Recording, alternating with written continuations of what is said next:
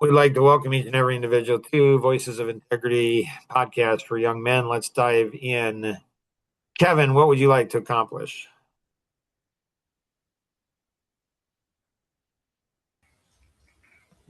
I can't think of anything right now. I'm sorry. Luke, what would you like to accomplish? So selfishness. I was reading some of that white paper this week. How do I be aware of how I'm not sure how to say be aware of I'd like to say what's okay and what's not okay, but I don't think that's the right wording.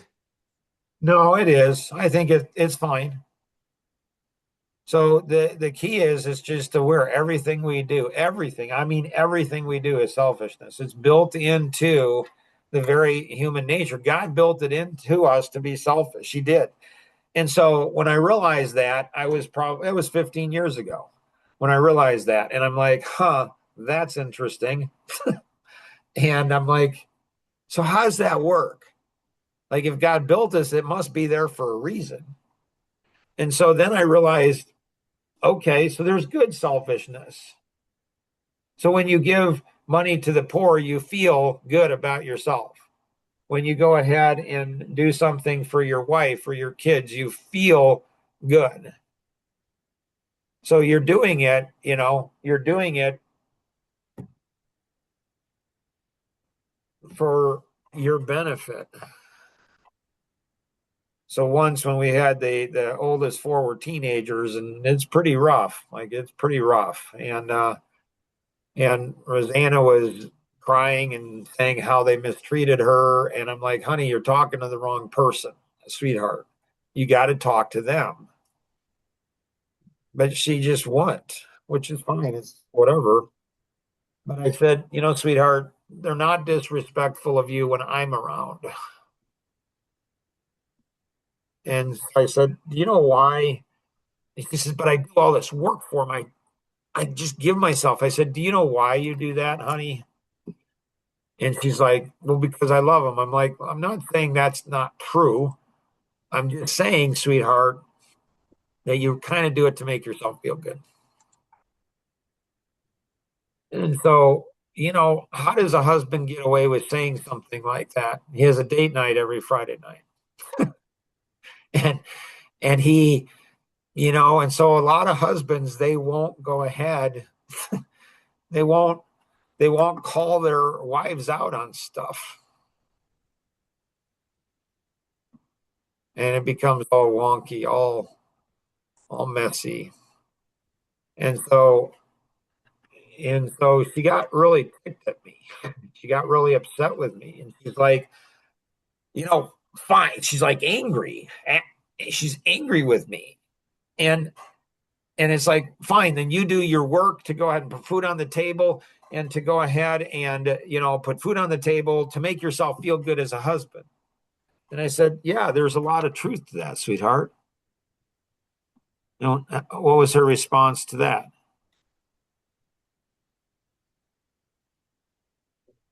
She was more ticked. So how did I come to that realization? How did I understand that? Because it's self-awareness. Like, why am I doing these things? Like, why am I doing these things?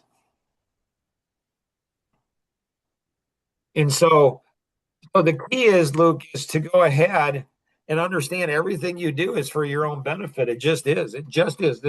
It just is. You always gain benefit from it. And so how do you go ahead and how do you consider other people more than yourself? How do you put your wife and your kids? How do you put other people, above yourself? And how do you not allow that to become how do you not allow that to become abusive in nature? And if you ask me What do you that question, I'd say, yep, don't know. I'm too young to know that. Like, I probably won't find that out. I can tell I'm in my 80s. Questions, Luke? What do you mean by that becoming abusive? Well, I didn't realize, like my dad, he's an amiable analytic. My wife is an amiable analytic. It was just, I don't know, a year or two ago that I realized I would say in seminars and workshops and with people, like the amiable people tend to take advantage of the amiable. They just do. And all the amiables, yeah, that's so true. That's so true. But for 59 years, 60 years, I never asked why. I mean, why? Why are people taking advantage of the amiables? Never, I'm not, it's like, I don't know, they're just nice people. Even though my dad was an amiable analytic and my wife isn't, it might not have been so nice to me at times. And so the amiable is they they are the most stubborn of the four personalities, and and they take advantage of other people big time. They know how to move other people. It's insane. It is absolutely insane when you see that. And an amiable, they're a natural chameleon personality. And so they hurt other people.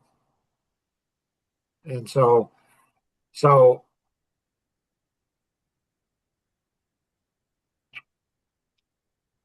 it's hard to put into words, Luke. And so like you can, I mean, if a father doesn't go ahead and discipline his children, he's not a good father. Like Cheryl's sister said, a mom who does all the work is a bad mom. Because, and so as a leader who tells everybody what they want to hear is not a good leader. They're just not. I mean, people will like them, like, oh, you're such a good leader. Oh, you do this and this and this and this. So, I had my son-in-law, he's an amiable analytic too. And, we had a bunch of real estate property together. And his wife is an expressive driver. And, and so a lot of times single moms, they would rent and they couldn't pay or whatever. And they were really nice to Jason, my son-in-law, and he was nice to them. But is he really being nice to him? Like, is he? So the amiable actually creates so much conflict. It's insane because they avoid things. They avoid the hard conversations. They avoid, and it gets worse and worse and worse. It's almost like having an infection in your leg and you just ignore it. And at some point, that infection spreads. It can kill you. One cut infected can kill you, can get into your bloodstream. You can amputate your leg. And so the same thing is true. The same thing is true in business and life. Does that help, Luke, or not so much? Yes, that helps. So, the amiable or the expressive, so you're going to have struggles. You're going to have struggles if you're an expressive, which you are, where you're going to be the fun dad and you just want to have fun. And you think the kids are going to, oh, dad, you're so much fun. You're good chance you'll marry an analytic and, analytic personality. And she's going to have to go ahead and do the stuff you don't like to do. And you're going to go ahead and, I mean, fortunately, she'll like doing some of the stuff that you don't like to do. And you'll do stuff she doesn't like to do. But there's going to be things. And so, you'll be a fun dad. I wasn't the fun dad. You'd be a fun grandpa. I'm not the fun grandpa. But it is interesting when you see my grandkids and like grandpa's learned how to be the fun grandpa, but he's not natural at it. Mike Bailey, he's natural because he's a double expressive with a double amiable, and I want him in my life in part for that. So he can you know, have fun with my grandkids. And um, so it's really self-aware. It comes back to self-awareness, Luke, and self-realization that you're not that nice, you're not that kind, you're not that giving, you're not that loving. You're just not. And the things that you think you do, for your wife, you know, you do it because you want something from her, or you want to prevent drama or conflict or something else, and it gets all wonky, and then it gets all messy, and then it degenerates, and it's just yeah, messy. Anything else, Luke, you got? Nope. Nice. Kenny, what you got? Um, so I'm curious what it is for each of you. I think it's different for each person. Um,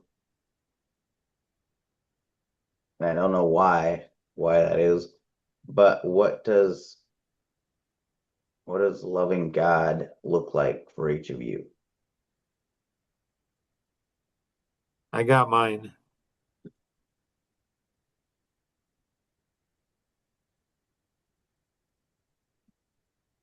I think you got mine. Kevin, you got yours? Not sure. Maybe. Kenny, you got yours? Mine was um keep his commandments. Which is really cool because it said, in Ecclesiastes, why is this man that's ever walked on this planet? Solomon said, second verse to the last verse in Ecclesiastes, which was, he's an old man. And he says, fear God and follow my commands. So that's interesting. That's really fascinating. Luke, what was yours? Kind of the same thing. Probably should ask you first. And so for me, it's it's helping, it's being productive, helping people achieve what they were created to be. That's when I feel closest to God. Is when I'm helping people see themselves as God sees them, good and bad, and then seeing how amazing they are. So it goes back to when I was 8 years old. It's giving people the experience I had when I was 8 years old. Mark, you're no better than anybody else. You're average or below average. And if you're a good steward, you'll impact the entire world. It's helping people realize that.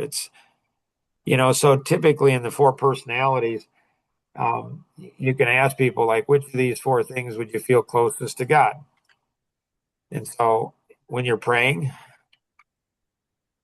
when you're reading the Bible, when you're witnessing or sharing Christ with other people, or when you're worshiping, like you're singing at church and you're together with a group of people.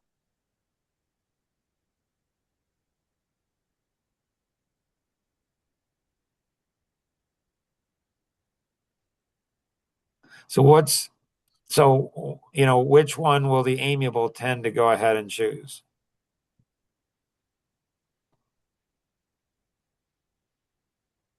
It's often praying.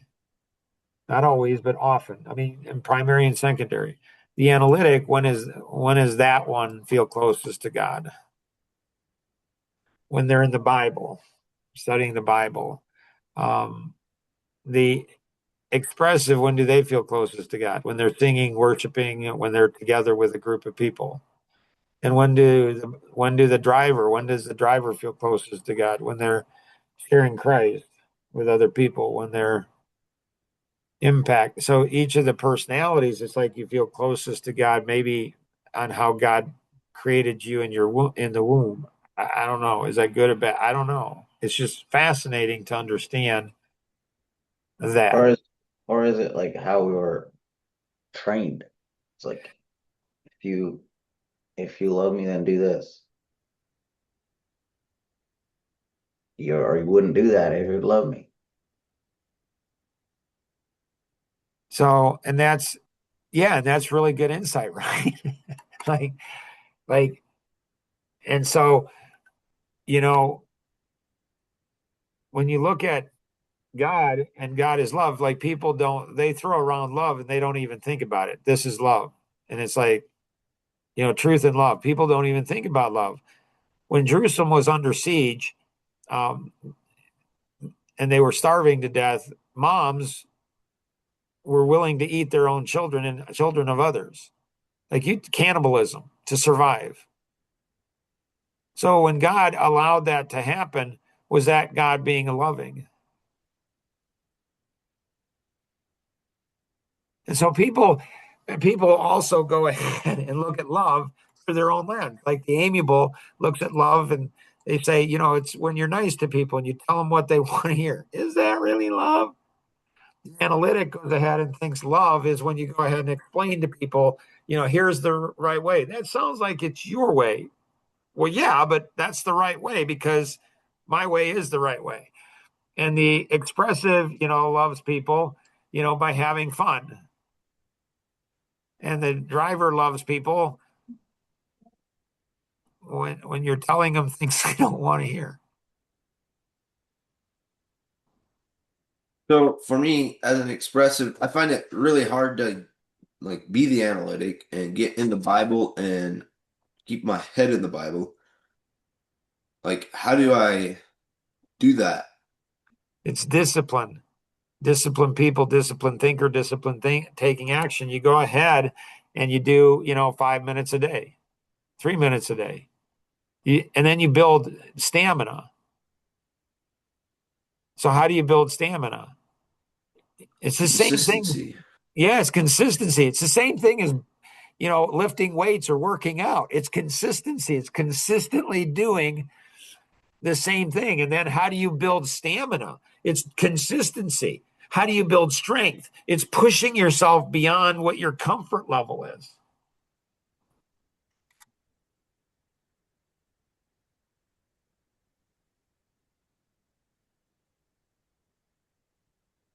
What's your, I guess, what's your theory on why, okay, like an ever-loving God would allow things like that to happen, like bad things,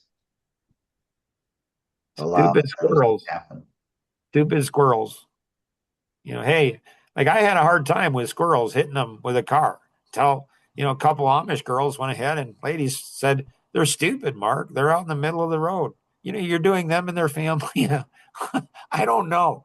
Like, I don't know. I mean, I don't know. But I the just like, kids, I mean, the kids aren't, I mean, it's the parents, if anything, that are stupid. It's not the kids, not the ones that are suffering. right? I mean, when I was 20 years old, I went ahead and said, I wonder if what I've been taught is true. I wonder if what I'm believing is true. And I cried out to God and said, I want to know if what I've been taught is wrong. I want to know.